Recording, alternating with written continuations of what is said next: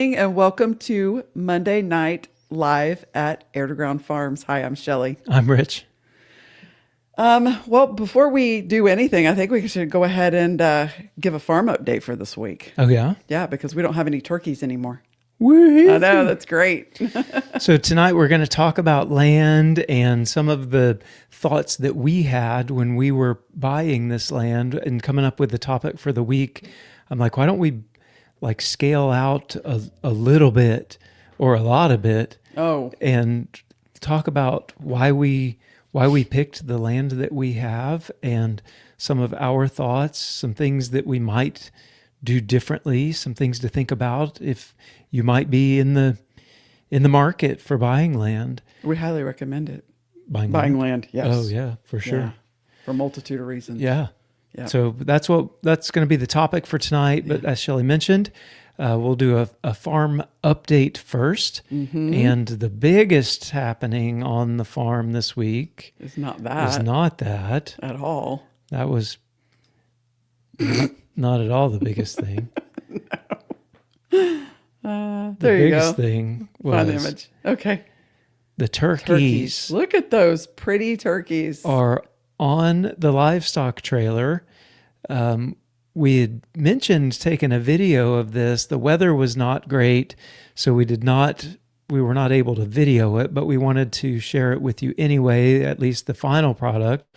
Here is the turkeys all on our livestock trailer. It ended up, we weren't exactly sure how many we had. We ended up loading 46 turkeys on the livestock trailer. They went to the processor this morning. Thank you, Huck. Yes.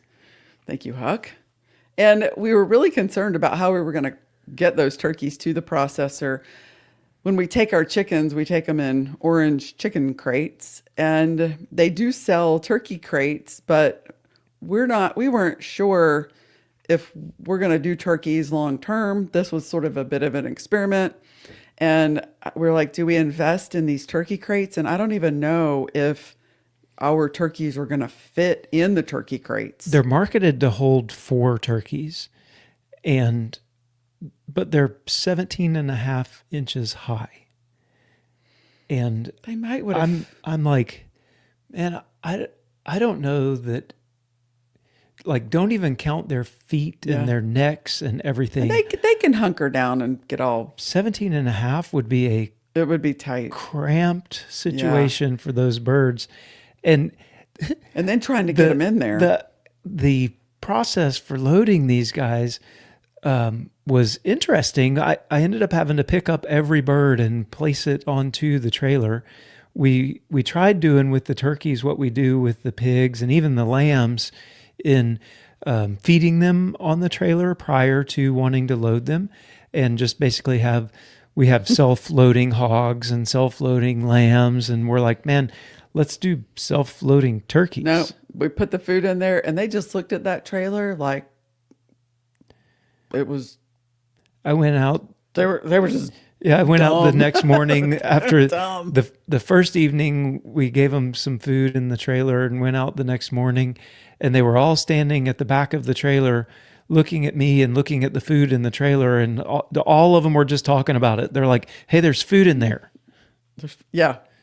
But no one was willing to climb in and go get it. We even gave them some steps to get up in there, and they were just kind of no. So it didn't work. So we used the poultry netting from Premier One electric poultry netting. Of course, the net was off, but we basically just corralled them at the back end of the trailer, made the space smaller and smaller and smaller. And boy, those things are really strong though. Like it took about The turkeys are really strong. Yeah, the turkeys are really strong, especially when they start pushing on each other. So we had like 4 or 5 of us just holding the net to keep them from pushing out.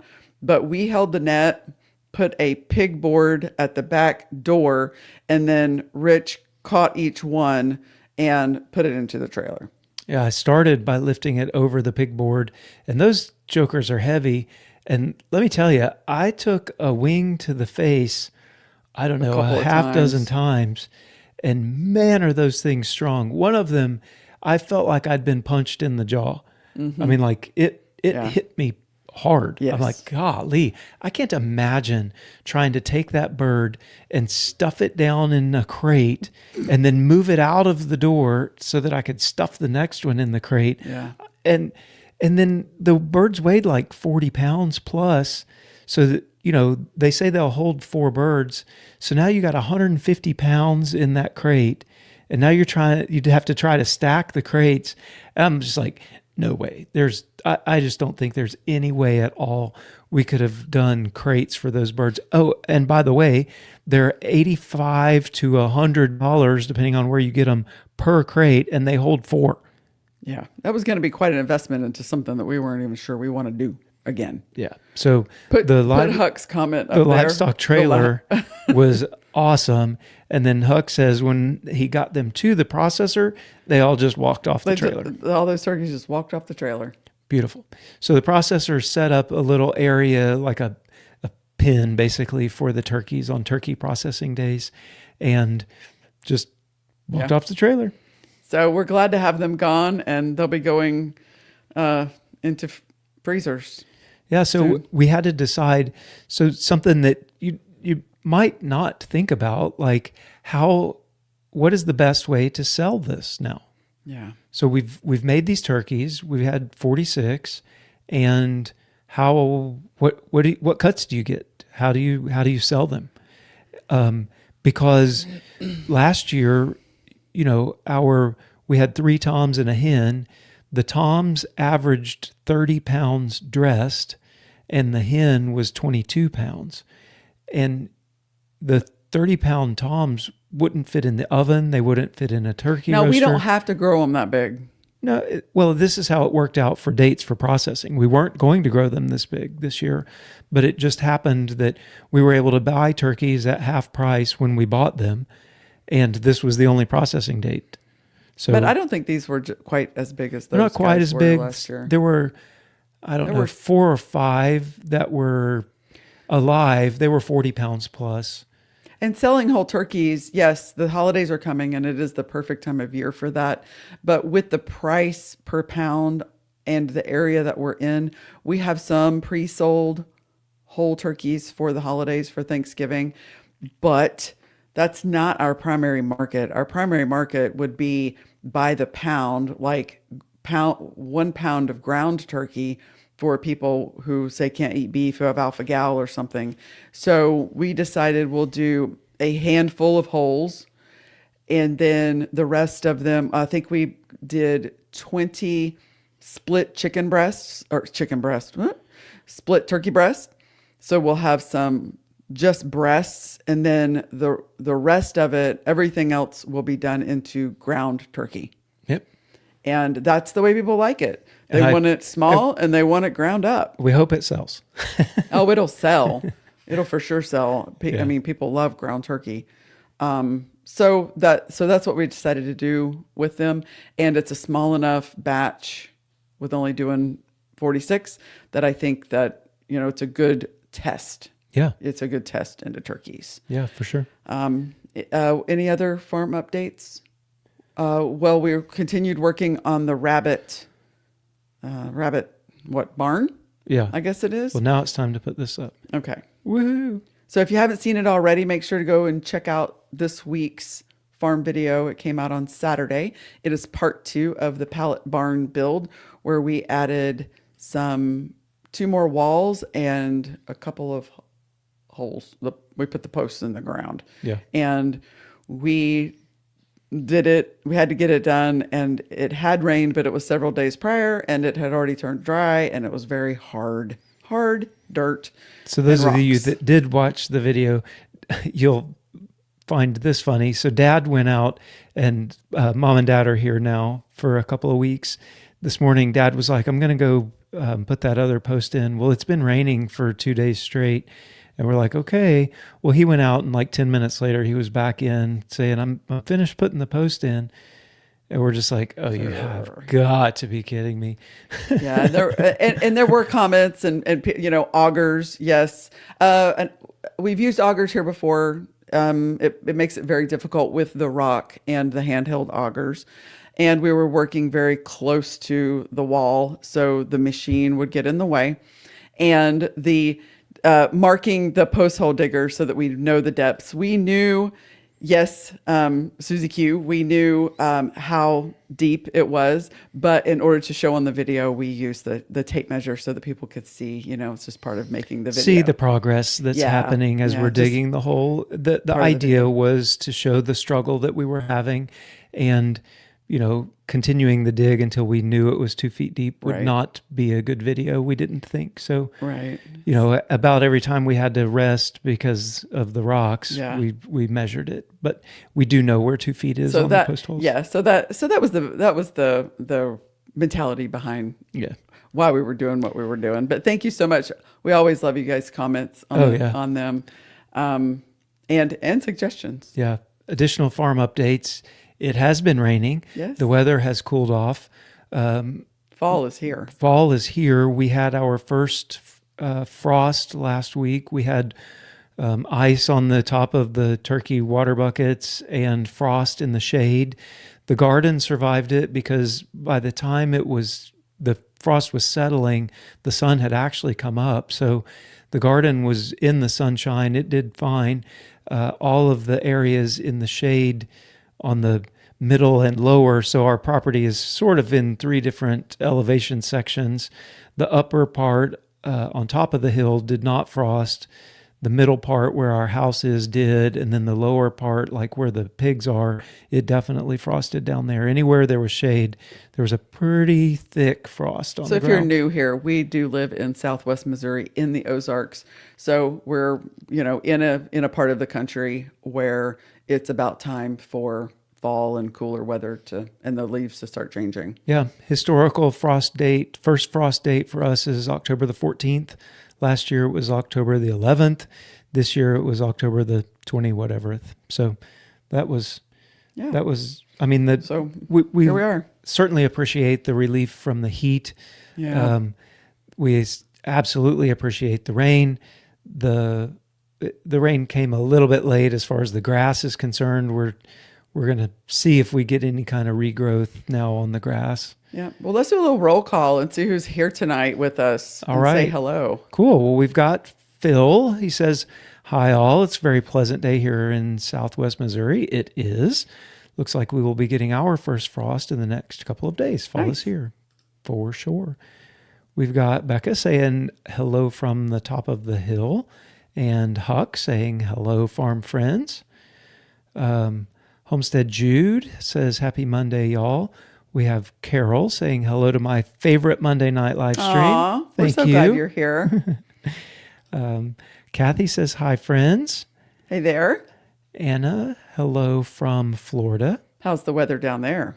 Yeah. Probably still quite warm. Probably not freezing yet. Susie Q says, "Hello, we are cooler and cooking down beef bones to make broth and can that tomorrow. We'll have it for soups and stews. Cheers." Oh, that's awesome. That's awesome. Yum. Love it is doing that season. Yeah, definitely. Soup we season love doing that. Awesome. It's so good for you too. Oh, yeah. Mary reminds us that daylight savings time ends next week, but the chickens will be going to roost so we can shut them up earlier. It's the little things in life. I know. That's true. Well, the other day we sat down and it was getting dark. I'm like, we're done with everything. And it's like 6:30. Yeah. Which is so different than summertime, because summertime you can just go on till 9:30 at night. We'll be eating dinner. And we were literally done with everything as the evenings come on sooner and sooner. Yeah, daylight savings. I kind of hate it. So we've moved our afternoon farm rounds to 4:30. By this time next week, it'll have to be at least 4 o'clock, if not earlier. Yeah. Yeah. For the next months. Yeah. Jeannie says, "Good evening from Nebraska." Nebraska in the house. Your mom says, "Hello from North Carolina. Cold and rainy all day here. Next week, we will be watching from sunny Florida." Oh, that's right. They're making the trip south. My parents are like they're snowbirds, but it's kind of reverse. Really, they summer in the mountains in North Carolina because it's so hot in Florida. So when it's time, when it starts getting cold up there, they just go home. Yeah. So it's kind of backwards. Yeah. From the usual. Carol says it looks like you struggled trying to dig the hole. I think the rocks won. Yeah. But both times we didn't get all the way to 24 inches. We got to 23 and enough. That was enough. 23 and enough. Yeah. Yes, it was a struggle. I am still so sore, like from those post hole diggers and gripping. These two muscles, this right here, you don't use those very much. Yeah, I thought it was going to be my arms that were going to be sore, but my hands were sore as well. They're still sore. We haven't dug holes in a long time like that. Then your mom says, watching you work together shows what a great team you make. Digging that hole. Oh, we are a good team. For sure. Emmy says, hello, A to G family. Hi there. Anna says, as soon as I got 3 new hypes for videos, I went to last week's part 1 for the rabbit barn build, but I didn't get the hype opportunity. Oh, well, thank you. Well, yeah, thank you. Appreciate that. And then it really does help things. Anna says, I saved a hype and was able to give your part 2 rabbit video 12,500 points. Wow, that's really cool. You know what you're doing. Yeah, exactly. That's so cool. If you don't know, it's a fairly new thing that YouTube is doing to help out smaller channels. And as you're watching the video, especially on your phone, it's fairly prominent. You can see shows up down below the description. It says you have the opportunity to hype this video, and it tells the algorithm that you're liking what you're seeing. And so the YouTube algorithm will then use that to say, oh, people really liked this one. I think we'll show it more. Yeah. Thank you. Yeah. Jeannie says, I watched the barn pallet build and appreciate how hard it was to dig the holes because we also have hard clay soil here in Nebraska. Yeah. Being from Florida, it's really sandy. Yeah. So it's not really all that hard to dig a hole down there. The biggest risk you run is the sand falling in and filling it back up on you or hitting water too soon. Which causes the sand to fall in. Yeah, which causes the sand to fall in. It's actually quite frustrating to try to dig a hole, especially in the summertime in Florida when the water level is, maybe 12 inches. Yeah, and you're trying to get 2 feet down, and you're in water, and every post hole digger full of sand you take out, it just fills in with water. Yeah. Anna says, I have had to use a blanket at night, but haven't changed the AC to heat yet. Yeah, we turned our AC off a week ago. She had to put her socks on with her flip-flops. That's Florida winter. Yeah. Or, your socks on with your Birkenstocks. For sure. And then Papa says the tractor is running. Oh, we didn't mention that in the farm update. Went to crank the tractor yesterday to move a bale of hay to the sheep, and the battery was dead. Click. And we put it on the charger. We hooked it to the truck and to jump it off, and no luck, nothing doing. The tractor was not starting. So, kind of tagging on to our live from last week, the things that we need, and we talked about the tractor and unloading feed. We need feed bad, and we were supposed to get a feed run today, and we couldn't because we didn't have anything to unload it with. Yeah. So scale of the operation matters, and the equipment for which you have that coincides with that scale. Uh-huh. At our scale, we have to have the tractor, and when the tractor goes down, shoo-wee. Well, we get it in the big bulk bags, and so nope, can't unload that. We could have gone and gotten we weren't that desperate because we could have gotten pallets with bagged up feed, but we hate those because there's so much trash. We just prefer not to have all the feed bags. Yep. Yeah. Anna says a former neighbor of mine in Tampa spent each summer in Hendersonville. Yeah, that's right. After her husband passed, I drove up to bring her home. Oh, yeah, that's right. We're up near there where they are.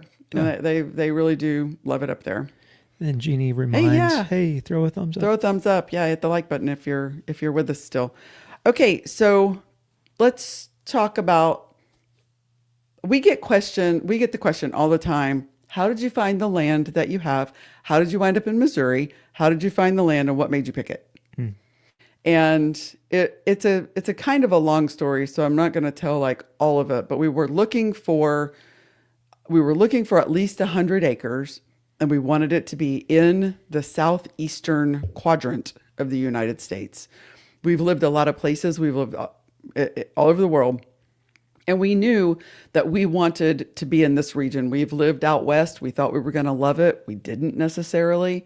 So we knew like Kansas was kind of the center of the quadrant, and anything south and east of that. We looked Tennessee, Alabama, Georgia, Florida. We really wanted to live in Florida, like the northwest part of Florida again, but the land prices down there were just, it was very prohibitive for us. And so as we started looking for land, we were looking for at least 100 acres that we could afford. And we actually went looking.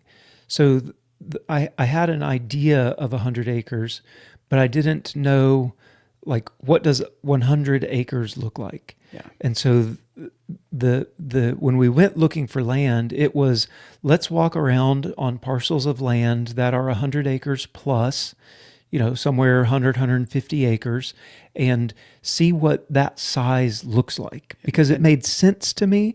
We knew we wanted to do regenerative style farming, multi-species. We had been following what Joel Salatin was doing and what Greg Judy was doing and Justin Rhodes and like a lot of the bigger YouTube, Kevin and Sarah, we knew what they were doing from a homestead perspective.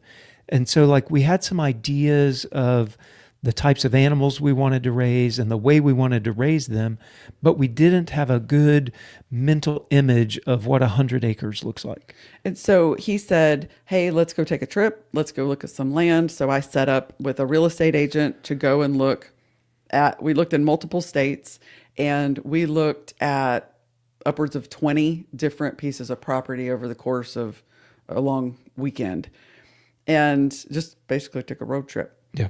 And we knew from watching other YouTube channels and stuff, the things that we should be looking for.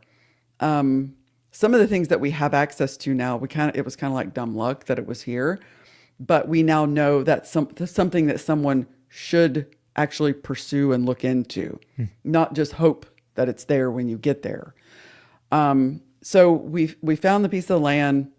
And we closed on it. It was exactly what we were wanting. It met all of the needs. And we just wanted to go over what we thought was important in that. Yeah. First off, size. The size of the property really does matter because you have to manage your property. So like if your idea is small farmstead, chickens near the house, but I don't really want much more, 160 acres, which is what we have, that's too much. It's too much. Yeah. Like you really need a tractor. You really need a side-by-side or some way of getting around the property. What are fence lines and repairing fences and keeping the neighbor's animals off of your property and your animals off of the neighbor's property. And like it just, the amount of acres you have really does matter from a management perspective. So I don't think that this is one where it's just buy as much acres as you can afford. Mm-hmm. Not necessarily, depending on what you're wanting. It really is. Well, you get into the dream and the idea of having land versus the reality of what it takes in order to be able to take care of it properly and to steward the land the way it should be stewarded. So I would recommend, like, before we even get into the things we were looking for specifically, have a definite thought about managing the land that you're picking. Like, what is it going to take to manage this? And go walk around it, look at it, and spend some time with different sizes of properties and say, is 5 acres enough? Right. And it because land isn't just land. It's not just about owning land. It's about your context. So we have friends. We have friends who have more pasture land than we do and less pasture land. So we've got some friends who have nearly 300 acres, but the majority of it's woods. And that doesn't take as much to manage. Their context when they got it was it's got ponds, it's got wildlife. We're going to hunt on this land. And so for hunting, woods are great with a few clearings and some wildlife ponds. So that works great for them. But if you think I've got almost 300 acres, I'm going to run cows, but it's full of woods. Well, that doesn't make any sense, and people will say, well, we're going to clear it. Well, that takes a lot of money and resources and time, to be able to clear it. Yeah. So how much pasture land versus how much wooded areas. And then if you've got just one big pasture, you don't have any trees. Well, now you've got a different set of problems, because trees are also valuable and they provide shade and shelter for wildlife and a myriad of reasons that you might want some wooded areas as well. Yeah. Homestead Jude says we have 35 acres and it's overwhelming at times. Yeah, it absolutely. Susie Q says we had 37 acres, house and a barn. It was overwhelming. So when it came time to retirement, we downsized considerably. Yeah. And I can see that, do we really need all of this? Do I really want to be mowing all of this? A thought of your context and spend some time on the land, I think, is important. Mm-hmm. So some things that we were looking for. Well, we wanted to be fairly secluded. we were, at the time, we were living on a 4-way stop in the suburbs just outside of Washington, D.C. So we wanted to be in a quiet country area. We knew we wanted that. Yeah, for sure. We originally said we would like hard road access to the land. It was one of the things that we were, a consideration for us. We did not end up with that, but it was something that we were talking about. Yeah. And access to the land really does matter. So it was something that we had in mind as we were looking at the different properties. One thing we were looking for was that he was going into retirement. So back to context, he's going into military retirement, and there are a handful of states around the country that do not, at the state level, they do not tax military retirement. And so we were very much interested in finding somewhere to live. Florida's one of them. Mm-hmm. But we were into finding somewhere that we could live that we wouldn't be penalized for living there and them take, whatever percent that state takes of his and be taxed on his retirement income. And so turns out Missouri's one of them. And they do not tax military retirement. We were looking to be within 2 hours of a city, just for market, because we knew that we wanted to sell product. And, anything outside of 2 hours, you're getting restrictive as far as driving to access that market. Yeah. So we have Springfield, Missouri, which is 100,000 plus people, and it's about an hour and 15 minutes away.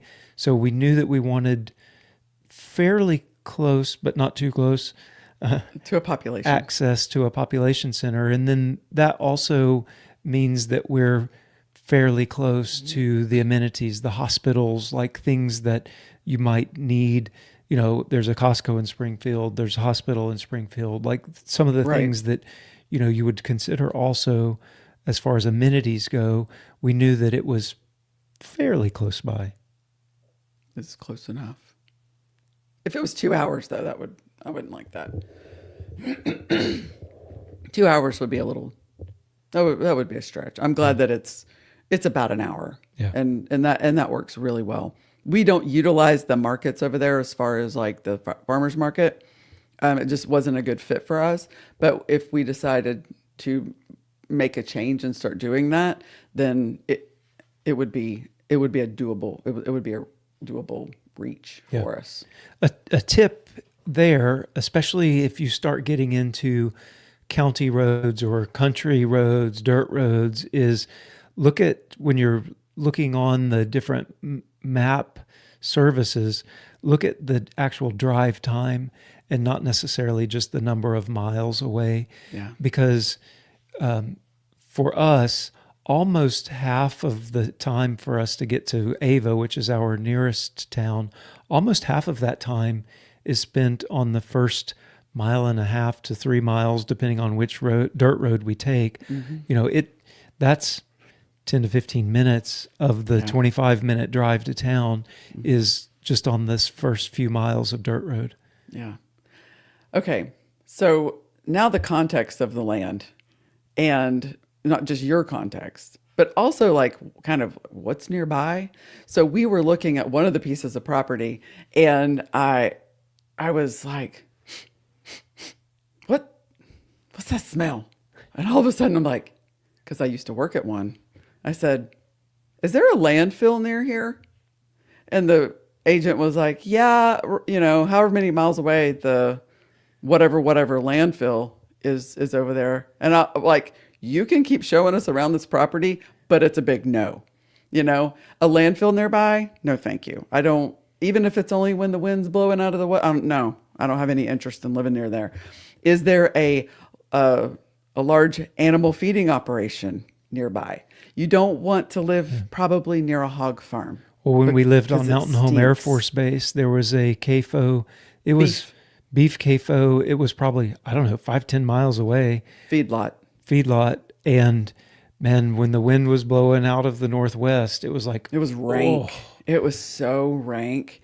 And I mean, we didn't have any choice but to live there. But when you do have a choice, find out what is nearby, things that would be off-putting to you, because you have to live there.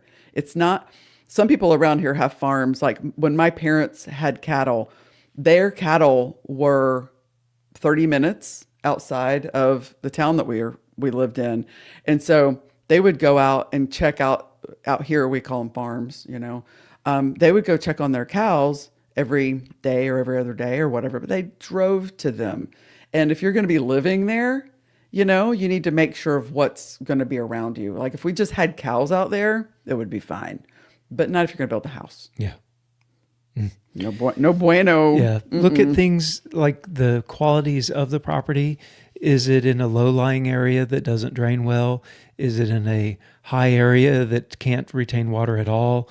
Like some of the physical properties of the land, I think, matters. For us, from Florida, where everything is flat, here it took us some getting used to because everything is on a hill except for the very bottom of the property.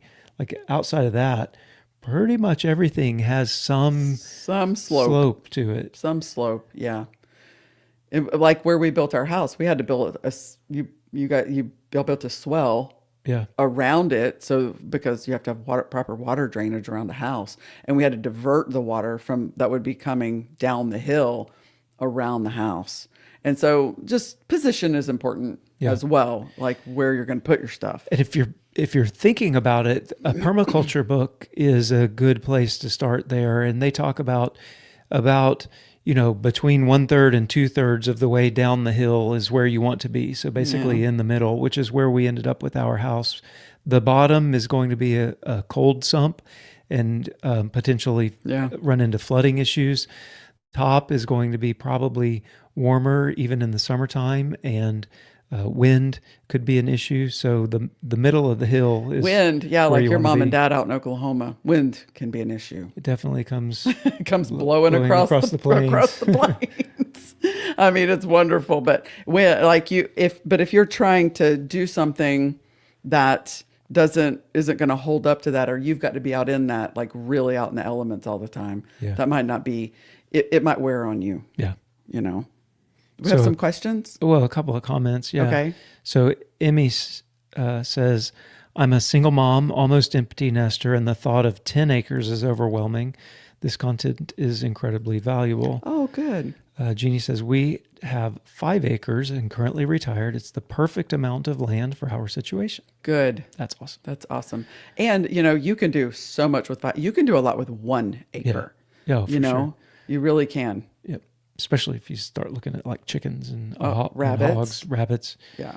Carol says, since it's essential to have water on your property, how much would it take to have a pump or access added so you don't have to haul buckets to your livestock? Well, That was one of the things whenever we were looking at our properties looking at properties and we saw this one, we knew the context. We knew we wanted to farm. We knew we wanted to rotationally graze cattle, potentially sheep, and grow pigs and all of these things. So we knew one of the most important things to have on the property in whatever form is water, because if you don't have water, you kind of don't have anything. And so when we saw this property, it had a deep water well, and we're sitting on top of the Missouri aquifer. So we have I think it's Tennessee aquifer. Tennessee aquifer. So we're sitting on an aquifer. It's full of water. It's amazing water. Trillions of gallons of water. Yeah. So we have a deep water well, and that well had been tapped into, and some agricultural water lines had been placed all over the property. So this is a frost-free waterer. We've done several videos on this particular style of waterer. The balls are... And this was the day we saw the property the first time. That's what our property looked like. This is a picture we took when we were viewing the property. And they have concrete pads with frost-free water, and there are 8 of those on this property with there's probably 2 miles worth of water line going all over. And so the previous owners had all of this installed. And also there was cross fencing. And so this picture is just of one of the anchors for the cross fencing. High tensile electric wire. Yeah. And because we knew we wanted to do rotational grazing and we were going to use electrified, poly wire with movable fencing, you use these cross fences with the high tensile wire as sort of the base, the foundation of the paddocks or smaller pens that you make as you move the animals around the farm. And when that was an important thing for us also. So right. I think maybe a foundation for the whole discussion is we had an idea, we had a thought about what we were wanting to do with the property. Yeah. So I don't know how many times we've gotten the comment, man, you guys are so lucky that you got property that already had waterers on it. Well, that's kind of a silly comment because we weren't lucky. It was the property that we found. We knew it fit our context. It didn't have a house. So kind of unlucky there, right? Because there was nowhere to live. There's nothing lucky about it. We looked for it, and when we found it, we paid for it, right? Right. It was kind of built into the price of the property. Built into the cost of the property. It wasn't just, they didn't fall out of the sky and land onto the property right. after we bought it, Yeah. And anyway, so back to, and there were also a couple of wildlife ponds. They're probably government ponds. Back in the 50s, they had a horrible drought. And then the government went around afterwards and put in quite a few ponds in this area. And for ranchers, because they were having to go to Bull Shoals Lake, which is a long ways away, to get water. That was a big haul. And so we have a couple of the livestock or wildlife ponds. And I call them that because they're really not accessible for our livestock. They are up in the woods, kind of on the side of a hill that we don't use for grazing. And I'd say that was one thing that we didn't consider. If you want to talk downsides, we knew that the waterers were great. And then we also had ponds. So we're like, man, this is amazing. Yeah. But the thought, because we weren't doing it yet, we weren't thinking about, well, how do you get your livestock up to those ponds? Yeah. One of them is in an area that is not grazable at all. Mm-hmm. And one of them is in an area that could be, but it's totally wooded right now. So there's nothing for the cows to eat in that area. Now, it would be great. They stay full. So it would be great, say in an emergency situation, there's water. If we don't have power or something weird happens, there is water. And we would turn our animals loose and they will find it. Yeah. Right? So now back to hauling water. We don't have to haul water. There have been occasions when we had to haul water, say down to our pigs or something. And it takes gallons and gallons and gallons. And people who have cows, which our neighbor, they sometimes put their cows in a location that they don't have water access, and they will put them in an IBC tote. And so what that is, it's a large plastic 275 gallon container that often carries like industrial foods, like liquid feed and all manner of things. Anyway, they'll use those, put it in the back of a pickup truck, and haul their water with that. So it's doable, but not great. No, it's not efficient. Yeah, water is definitely it's very important. Yeah, very. And really, Joel Salatin, like that's his number one answer. What's most important to look for on property? Water.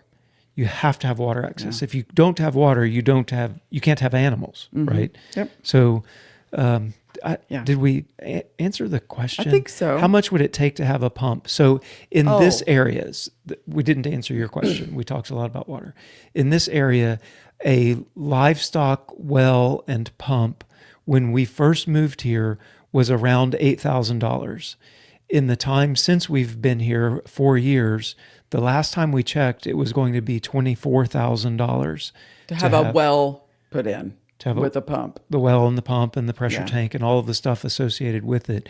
We wanted to put in a backup well on a different electric service, and it had tripled in price over 4 years. See, you guys asked this question, it gets us thinking. You used to work and move water when you were doing stuff and when you were before the Air Force. Yeah. Actually, you moved poop, but I guess a small sump pump in one of our ponds absolutely would work. I don't know how quickly they would go dry because I don't know how deep they are. But I guess you could drop a pump in there, and since they're uphill, we could get water downhill pretty quick. You wouldn't even have to have a pump. You could siphon you could do gravity feed. Yeah. Oh, see, you guys. So the ponds are there. Yeah. It's just like I said, they're not tapped. They're not accessible. Really. We could use that water. It is usable water. Absolutely. Oh, you want to know something really cool?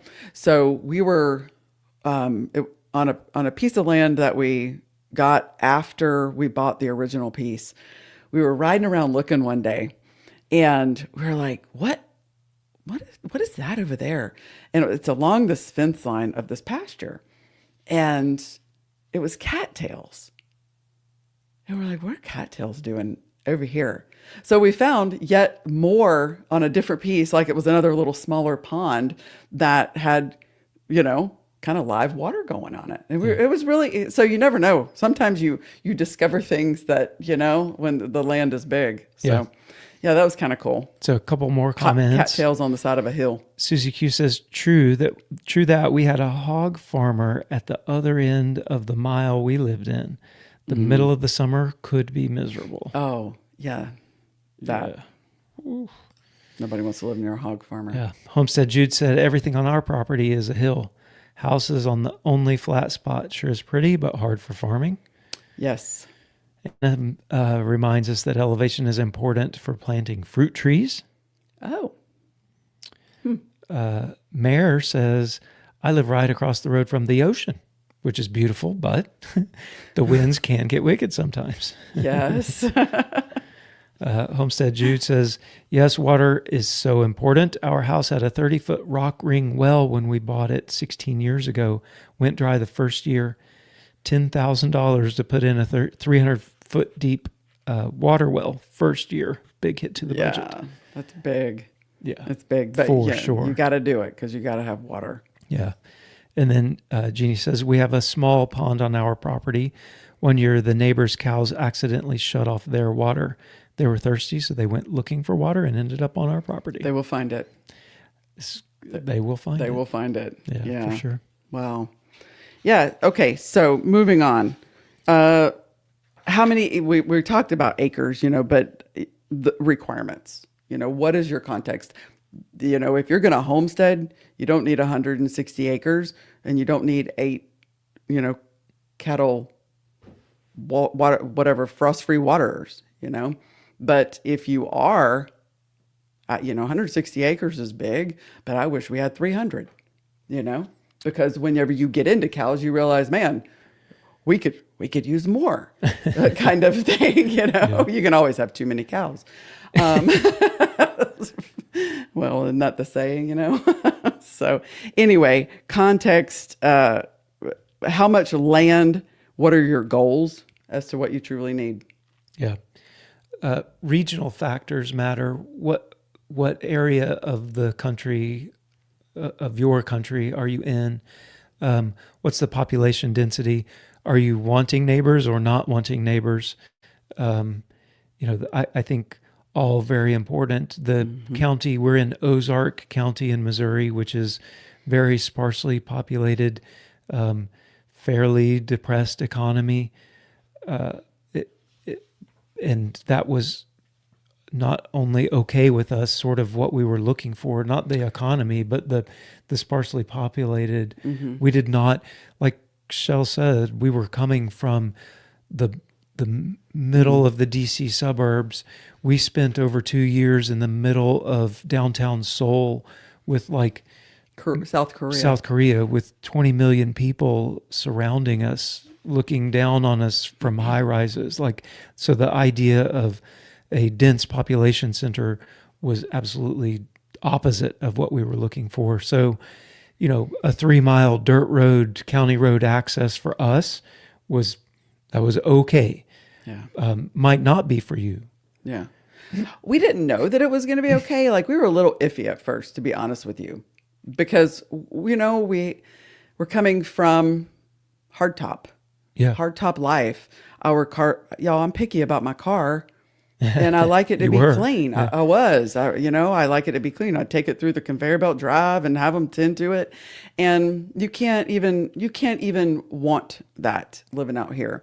But it's trade-offs. So I was willing to have the trade-off of, I've got 1.5 miles or 3, depending on if the creek has risen, how far we have to go. I've got to drive the dirt roads, but the trade-off of hitting the dirt road versus living with all of the traffic, like the trade-off is worth it. Just drive a cheaper car. Or one that you don't mind getting dirty. Or one that you don't mind getting dirty. Yeah. Yeah. So you just have to make your trade-offs. Along with that is knowing the rules and regulations for where you're looking at.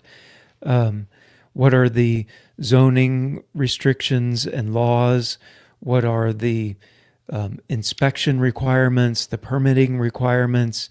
Does your county have, agricultural zoning or industrial zoning, or, is it production restricted? Like, what are the rules? There are a lot of crazy zoning rules in this country. Like Joel, let's go back to him. He lives in an agricultural zone. They're in Virginia.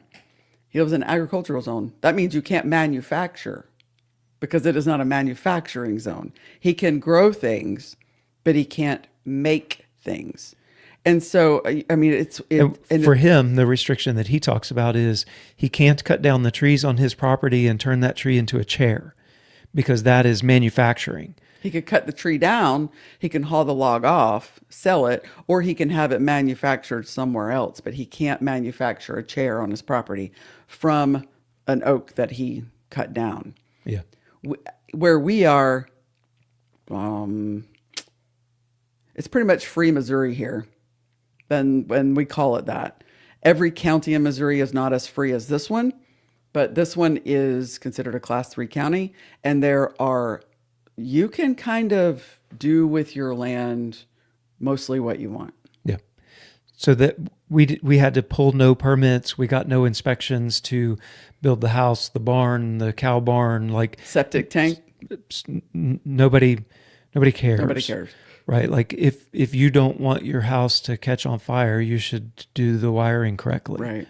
Like nobody's going to come behind you and check you to make sure that you wired your house correctly. But some places, we all know that there are a multitude of restrictions that apply to building selling, having anything. You know, how many chickens can you have in a neighborhood? It depends on where you live. Or even he's got some family members. They have somewhere between 3 and 5 acres. And it sounds like, well, God, you got 5 acres. You should be able to have a nice little farm, right? Nice homestead. Nice little homestead for sure. But they're under a covenant agreement. There's about 6 or 7 of them in this particular zone, and they're under covenant agreement. They can't have chickens. I mean, it seems ludicrous, but it's true. They can have donkey, but they can't have chickens. And so just checking that whenever you are working with your real estate agent, what are the restrictions? All of them, any. And they have to disclose them. You know, that's all public knowledge. Find out what the restrictions are. Yeah, because if you can't have a chicken and you're wanting to grow some of your own food, don't live there. Yeah, for sure. Like just non-starter. Yeah, for me. And you know, there are places in the country where it may take you months to years to get the permits and the inspections and the things that you need to do. Like we were in a hurry. We've talked to you guys about this before. Like we were in a hurry to get things going and get, you know, we felt like we were late.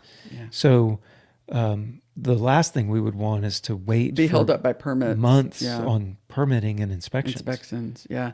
Another thing for homesteads or farms is access to resources.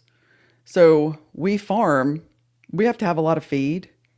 We need hay. We need medicine. We need a veterinarian. We need a processor. And we need somewhere to sell it. And so this is the dumb luck part, y'all, seriously. We have a non-GMO feed mill here in our area. We have a large animal vet. And many of you may already know this, but not everywhere it has large animal vets anymore. They have vets and they'll take care of your little fur baby, but getting a cow tended to can be a struggle. And people have commented to us on multiple videos, can't find cows sick and can't find anybody to come tend to them. Yeah, sheep are even worse because, you know, even if you do have a large animal vet, it's probably cows and horses. Yeah. And they don't know anything about sheep. So making sure, but you know, I called that vet before we even moved out here. Mm-hmm. And like, what do you guys do? What are your services? Do you do farm visits? Do you do farm visits? Because if you want to have all of your cows preg checked, or if you want to have whatever, we've had them out multiple times. Four to five times. I don't remember which. We've got dairy cows out. And they're little high maintenance princesses, you know. One beef cow. And one beef cow, yeah. And when you don't know, you know, we know a lot about animal husbandry at this point, but especially when you're new, you need a vet. Yeah. You know, you need someone you can access that is more knowledgeable than you are. Well, we had a beef cow laying in the pasture that couldn't get up, and the first question was, well, can you bring it in? And it's like, well, no, we just told you it's laying in the pasture and can't get up. Right. No, we really need you to come. And she came out and, you know, in the field, she tended to it. And the cow got up. The cow got up after she was done. Anyway, a large animal vet, what type of services are available in the area? So we'll move on to the intangibles. Okay. So the real reason we bought this piece of property is because when we stepped on it, call it what you want, call it divine, call it hearing from God, call it your gut instinct, like whatever makes sense to you in your context. We stepped out on the piece of property and, you know, looked around. I took this of Shelley, like we had just stepped onto the piece of property. And what were you thinking? I said, pardon my French, but I thought, well, shit, it looks like I'm moving to Missouri. That's exactly what I thought. And I have never lived in Missouri and didn't want to. And the thought in my mind were the exact same words. Yeah. To us, we feel like God led us to this piece of property and then spoke to us when our feet touched the ground. And a of all of the other things that we've talked about in this discussion, I think that gut instinct, that intangible, that feeling, this piece of property was right for us. Mm. This was number 13 of 20, I think, that we had looked at that weekend. Mm-hmm. But like, this was it. Yeah, it was it.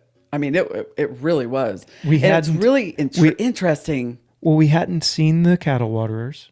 We hadn't seen the cross fencing. Mm-mm. Like, all of the things that in our mind, as you talk about it, like logically in our brains, the things that made it make sense. Yeah. That this was the place. We hadn't seen any of that when we stepped off. But it was, you can, when you know. And we had looked at other ones and they were like, okay, yeah, we can make that work, or this or that, and talk and making notes and everything. But literally we got out and it was just like, this is it. I'm going to live here. Yeah. And it was so cool. And we listened to that. Yeah. So if you are on that, or if you are looking and you do step out on that piece of property and you just feel that, maybe listen. Yeah. We always listen. Yeah. Anyway, so that is, I think that kind of covers our, sort of take on how to find some land. Well, like, if we got a couple more minutes and we have a couple comments still, but okay. Is there anything you would do differently or wish that you had thought about? Like, the one thing that I mentioned, I'll throw this picture back up with Shelley. Yeah. When we were looking at this, it was like, oh my gosh, look at the beautiful grass that's everywhere. Well, the grass that you see behind her is called broom sedge blue stem.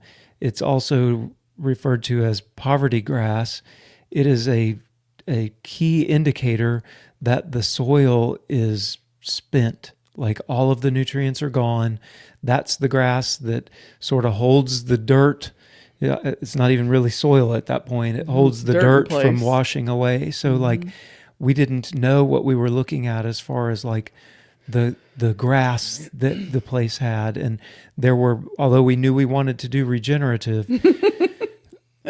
probably half of the pastures were in really bad shape from a nutrition standpoint. So it's taken us 3 to 4 years before we're really getting actual grass that's going to feed the cattle. Like, it's taken years of unrolling hay on it and having the cows pee and poop and step on it before those pastures. Like, we were happy with the pastures and the acres, but I think we were a little bit naive or ignorant about the type of grass that we were seeing when we just saw grass. Yeah, and it was winter. Yeah. So we didn't know what it would or wouldn't produce. So it was, because it was full up January. And yeah, we were very naive in that aspect, but we do have grass growing now. Yeah. Anything else that you would look at differently or wish that we had thought about when we bought this?